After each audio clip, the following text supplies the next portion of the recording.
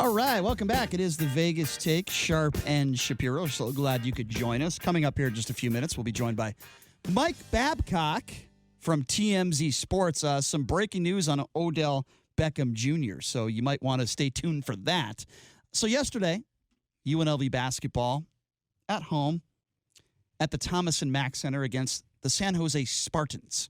San Jose is an awful basketball team. They probably shouldn't even be Division I. That's how bad they are. They are one of the worst defensive teams I have ever seen. Anyway, so UNLV is in control of this game, right? So there's a player at the end of the bench. I believe he is a freshman redshirt.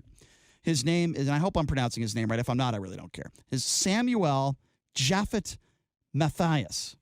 He's a 6'11", 280-pounder, I believe from England. This is a big dude. And I'm watching him on the sidelines, and he's not playing. Like I said, he's redshirting. He's a big guy. He's standing at the end of the bench. Now, at the end of the bench, there is a small contingent, but a contingent of I'm not even going to use the term rowdy. They're just like maybe 10 or 15 fans that knock, the players, and they do what fans should do, right? They don't like the away team, and they weren't swearing. They weren't saying anything threatening. They were just kind of hazing this kid. This kid gets, and by the way, he wasn't sitting down the whole game. For whatever reason, he's standing up. I don't even understand that. He gets into the crowd. He pulls a Ron Artest, Malice at the Palace. He gets into the fans' faces. We're talking 20 or 30 feet off the court. And he gets in the fans' faces, and I'm shocked. And the reason why we don't have video of this, because it happened so spontaneously, right? So I'm shocked. And I'm looking at everyone like, did you guys just see what just happened? That guy just went in the stands. This San Jose State player just went in the stands. So security gets involved. Things seem to calm down, but this kid is not calm. You could see there's something mentally not right with him. So this is about a few minutes later. I make a joke to my friend Chris Winn. I went to the game with him, and I know he joins us on the line right now. We can get him involved in this conversation. So I look at my friend Chris, and I go, we got a Ron Artest on our hands. Put Ron Artest in the game. And I didn't even say it that loud, but I said it loud enough, I guess, for him to hear. The guy turns around, this kid. He turns around. He's a big dude. And he goes, F your mother. Let's see. What else did he say? He said, "F your mother, F your kids." No, so he said, "I'm going to F your mother." He said, "I'm going to F your mother. I'm going to F your kids." He called me a pedophile. I guess he might have seen me in To Catch a Predator. I don't know. And then next thing you know, he's sort of thrown out of the game. So the guy joining us on the line was sitting right next to me to verify all this. He would be Chris Winn, who actually videoed him getting kicked out. He's got like 8,000 views of this video. He's got 11,000 views. 11,000? Chris Winn's video is almost going viral. So, Chris, give me your description. Did I describe that pretty accurately of what took place last night? That was pretty solid work right there, Brian. JD, good to talk to you guys. Yeah, Absolutely. It was a rather strange type of deal because, as Brian pointed out, he was standing on the end of the bench. And look, we've seen visiting teams all the time come into the Thomas and Mack, and normally you don't have a player standing down at the end of the bench, in that way. Excuse me. And that was great, Chris. You okay? Yeah. So anyway, he's at the end of the bench, and I didn't actually see. Excuse me. Jesus, what is wrong with you? Chris, Take care of yourself. What is going on, man? Yeah, you sound like you're coughing up a lung. Caveman Kino is getting you sick. Good grief. Take care of yourself. All right, go ahead. We want the best for you, Chris. Did you die? Are you there? Yeah, okay. All right, great. All right, great. good. We're very glad to hear that. All right, go ahead. Yeah. Go ahead. So anyway, yeah, he's at the end of the bench, and I didn't see him actually go up into the stands. Actually, let me call you guys back because I got to get rid of this little thing I got with my throat here. I'll call you back. I'll call you guys back in a second. All right, just put him on hold. You don't have to call us back. What just happened? What just happened? Is Chris dead? He just coughed up is he smoking? Is he high? Oh. What the hell just happened? He just had a bronchial episode. Now he's going to make me cough. Chris, I really hope you do not have pneumonia. He's making me cough now. Anyway, so as Chris just completely ruined this segment, what I was trying to say was this player turns around and he says, I'm going to F your wife. I'm going to F your kids for no reason. for absolutely no reason. All I said was put Ron Artest in the game. I made a joke. You know, I'm a member of the media. I'm not going to openly sit behind the bench and haze players. I've never done that as a member of the media. But I made a joke, and people were laughing, and then he turns around and he heard me, and he starts threatening me. So a couple moments later, the refs get involved, and, you know, of course, it doesn't end with the hazing of some of the other fans. This kid has a screw loose, a few. He's a sandwich short of a picnic. There's something wrong with this kid. So the refs say, you got to go. And I don't know if he was officially kicked out of the game, but the coach of San Jose State, who I think is a complete buffoon, is allowing all this to happen. And eventually the coaches say, okay, come on, just let's get you out of here. This is a dangerous situation.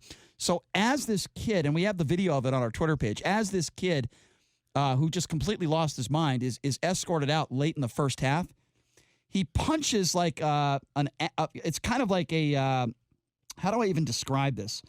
He punches like a sign at the Thomas and Mack Center underneath the tunnel there, and you can visibly see where he damaged it. And as he's walking in, it's like a plastic banner that says Cox on it. And the bottom of it, he takes both his fists as he's walking out, as he's getting escorted out. This guy's 6'11", 280 pounds. He takes both his fists and simultaneously smashes them against this. Well, he took one of his fists. No, both of his. Both was it both? Both of them, yeah. And like he was dunking almost. Okay, well, a sign that says Cox, that sounds like something that we'll see at the AVN Expo coming up in a few weeks. Right, anyway, exactly. I'm sorry. Horrible joke. With different spelling. Horrible joke. But anyway, after that. He actually damaged it, though. I understand. Yeah, so I'm looking at the picture of it right now. So after that damage, he's in the tunnel, and he uses his head and headbutts the wall as he's leaving. And I'm thinking to myself, this kid has to be on something. He can't have this type of anger management and be on a college basketball team. No. There is obviously something mentally wrong with this kid. How the hell is he even on the team? And it's scary. You know, I would prefer that type of, you know, mental issue would exist in someone that's maybe 5'9", 180 pounds, as opposed to, you know, 6'11", right, 280 pounds. Now, it's possible that he is trying to showcase himself. You know, we're in Las Vegas, and Conor McGregor has a big MMA fight this weekend. Maybe he wants to start an MMA career, because I think at that size, with the amount of insanity going through that guy's brain, he might have a shot. So I'm not going to comment on that, although we are going to talk a little MMA and the McGregor fight tomorrow. But in regards to this situation, I looked at Chris, who might be dead right now, by the way. We just had him on. I don't know. He just coughed up a lung. But anyway. He just sent us a message that says, I have a frog in my throat. Okay. Well, okay. Fair enough. Maybe you should eat frogs. But anyway, I look at Chris, and his video is on our Twitter page, by the way. I look at Chris at this time where I see blood in this guy's eyes and like he's going to kill somebody. I look at Chris, I say, Chris, I'm not going to egg this guy on because he might kill me. And here's the problem with that. If he knocks me out, he probably doesn't have any money and I can't sue him. I'm thinking to myself, if this guy's an NBA player making $10 million a year, I might shout out the Ron Artest comment. And what's the worst that can happen? He jumps into the stands and knocks me out.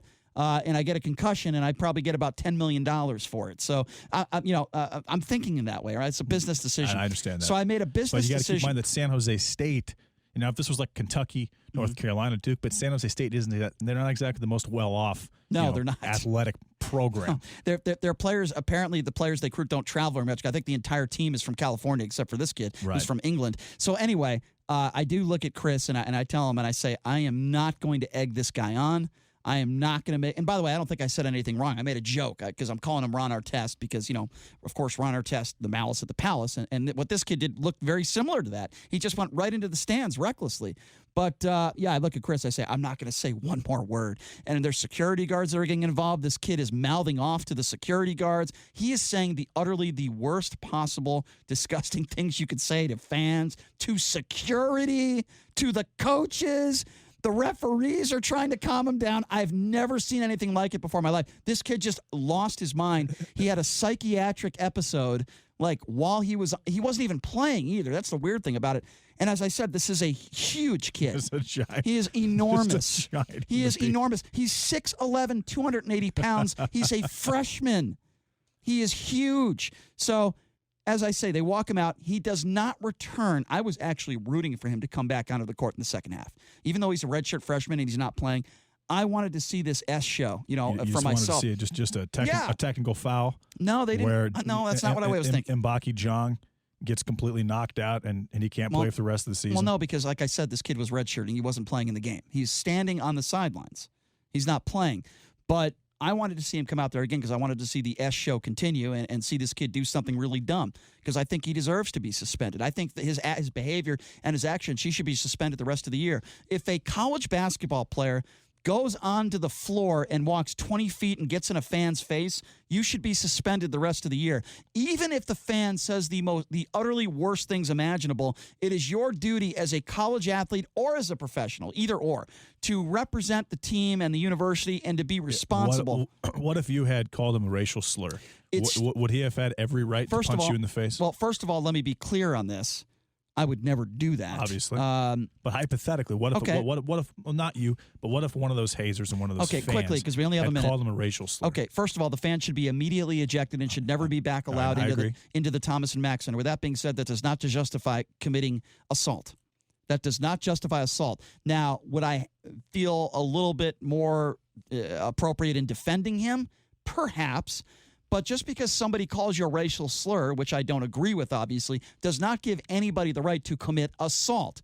Now, if he went into the stands and that's all he did, I would defend him. And I would probably say he doesn't deserve a suspension. This fan called him the N-word or something. But that's not what happened here.